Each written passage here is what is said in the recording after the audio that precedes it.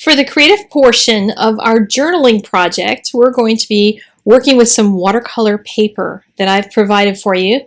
And 4 people are going to share 1 sheet of watercolor paper.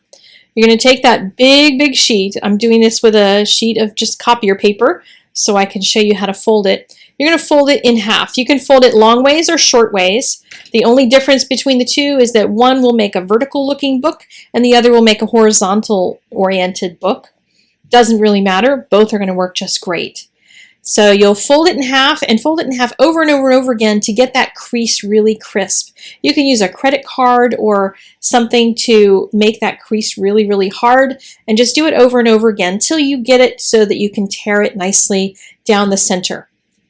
And so that will make 2 pieces, and then you'll take each of those 2 pieces and fold them in half and do the same creasing process across those 2 edges. So you want to make long strips out of each one of those halves. So then you'll have 4 pieces, and you'll give 1 to each one of the 4 of you. And then you'll take those, fold them in half again. You don't need to do the heavy creasing this time. And you'll make a book out of it that has 8 panels. You've got the fronts and the backs of both of them. And you can decide how you want to fold it. Do you want it folded so that it opens one way, opens the other way? Do you want to make it look more like a book so they fold toward the inside? Whatever you'd like to do is entirely up to you to create whatever you'd like to do. And the same goes with whatever you put in it. You don't have to do any of the suggestions I'm giving you. I have a bunch of suggestions on the table up front you can look at for ideas. You can just journal, you can draw, you can paint, you could scrapbook on this, you can put stickers on it. I don't care what you do on it. Just put what God has told you in this journal, because that's the important part. What has God said to you that you don't want to forget? And I'm going to give you some ideas in a couple of videos that I'll show you at the end of each one of our lessons, so you can get some ideas for the future. On this particular one, I decided I would do a drawing on one of mine, and I drew a bunch of rectangles. I drew it in pencil first on the panel and just kind of sketched out what might go in a bookshelf. And I wrote a bunch of the messages that God gave me throughout this.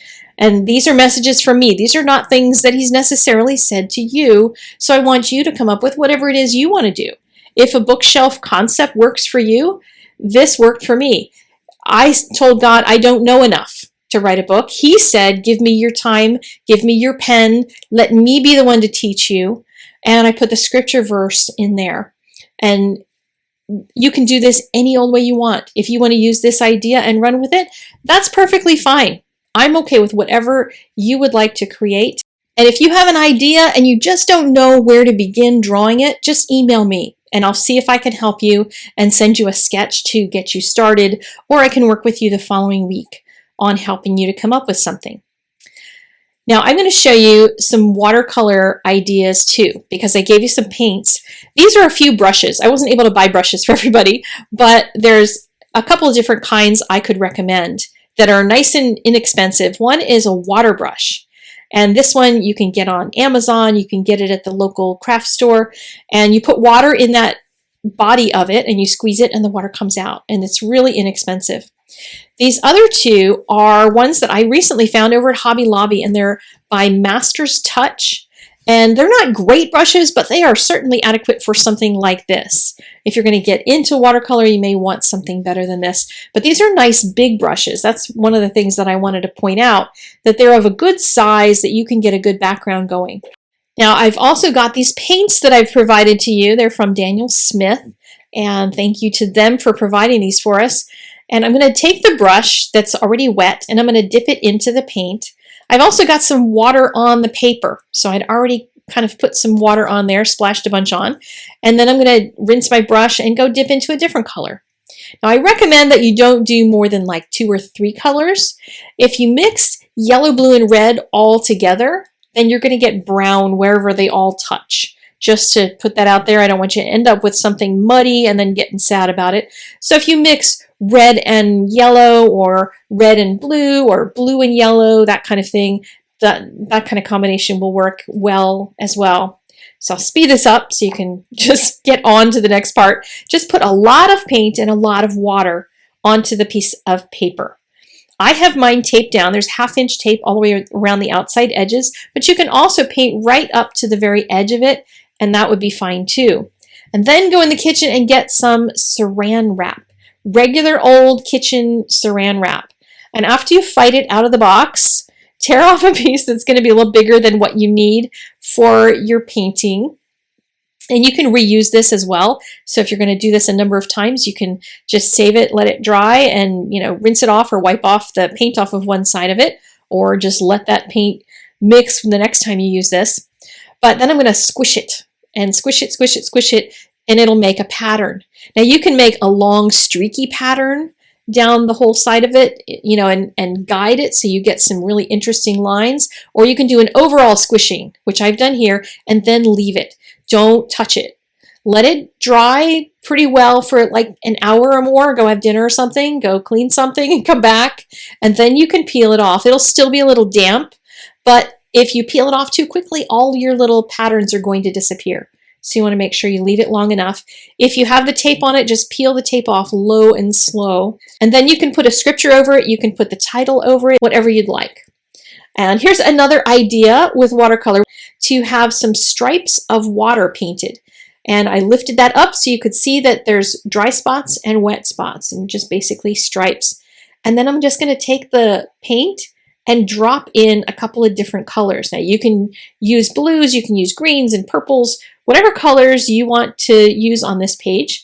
I just recommend making one page kind of focused on a color or two rather than trying to have them all in each page so you don't get mud. But I'm just going to let different amounts of paint flow down the page. You can also tape this to a board and then you can tilt it and let the paint drip, but this is also really easy to just let the paint kind of move around within the water that's on the page.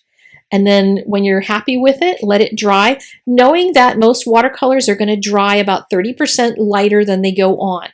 So it'll get a little bit lighter than whatever it is that you paint here. So if you want stronger color, paint stronger color to begin with.